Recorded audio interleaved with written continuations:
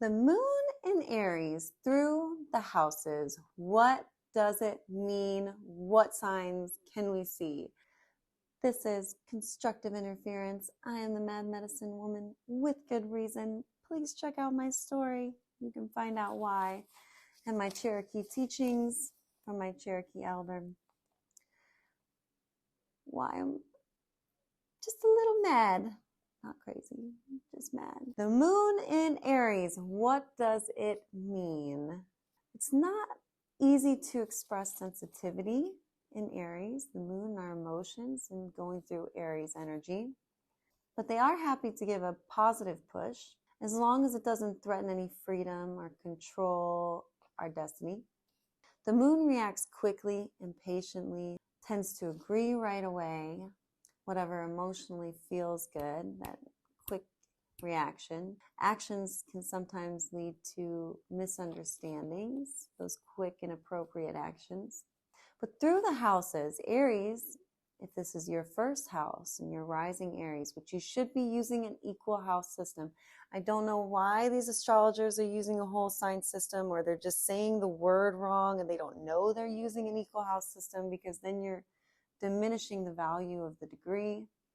Again, wherever your first house is, using an equal house system, I believe you'll be that much more accurate. Your Aries rising in your first house is receptive, reflective, maternal, sometimes defensive.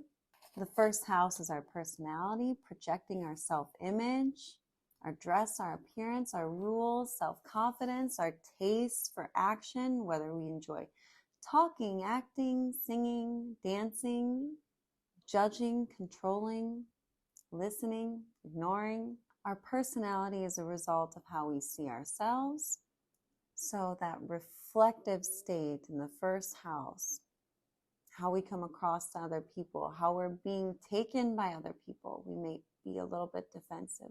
Successful presentation of the self depends on self-awareness to have conscious impact on the world.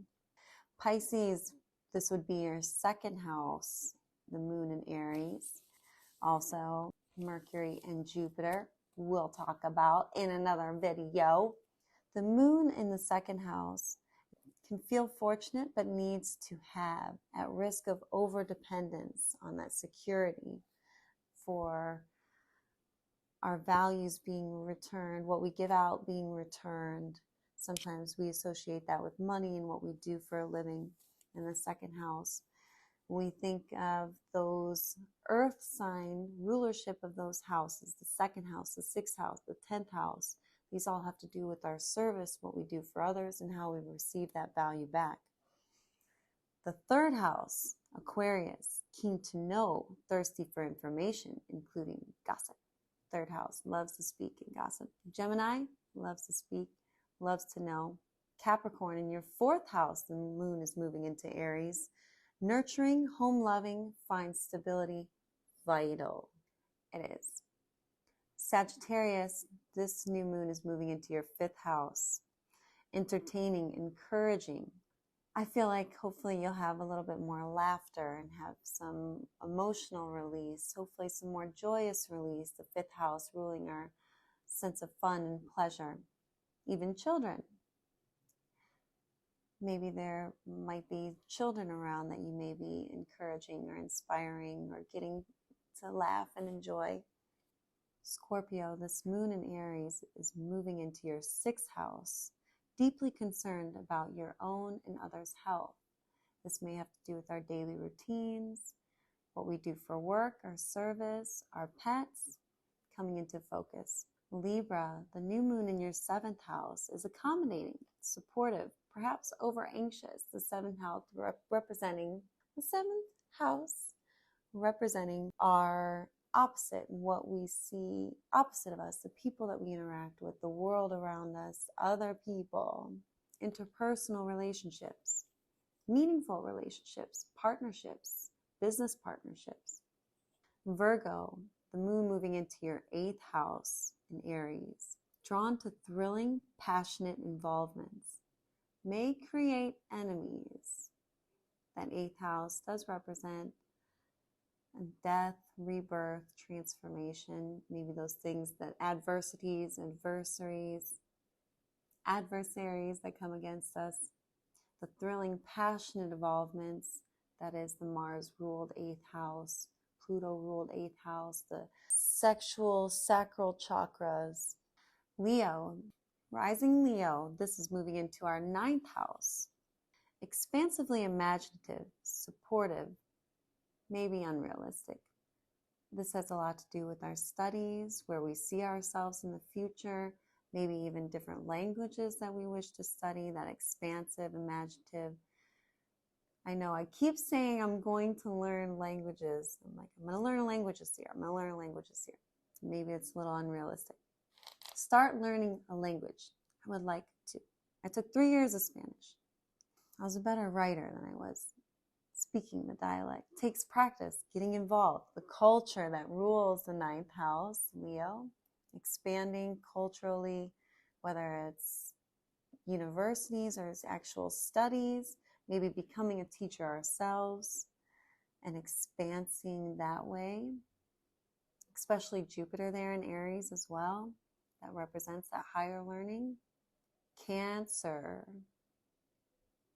Moon in Aries in your 10th house. Popular, ambitious, intuitive, seeks recognition. Remember, be careful with our lessons in Aries and seeking recognition, getting the job done first. We keep our eye on the ball. Gemini, the moon moving into your 11th house, is tolerant, helpful, permissive. Might need friends or be dependent on our friendships at this time.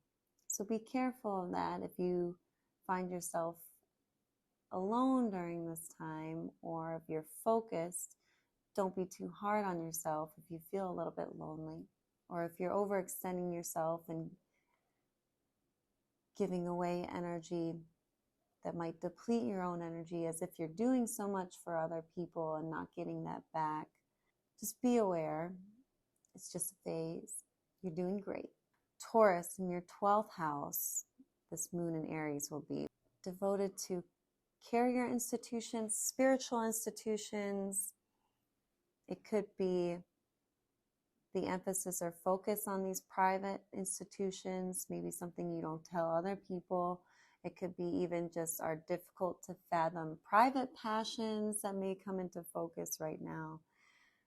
That's not meant for other people. So depending on your chart and where your houses are, where your planets are, these energies can be dramaticized, dramified, or maybe even less dramatic, dramified. Stick with that because it's not going to be less dramatic. Let me know what you think, how this new moon this week and the astrological new year initiation portal is affecting you. Constructively interfere down below. I am the Mad Medicine Woman. This is Constructive Interference. I'll see you next time.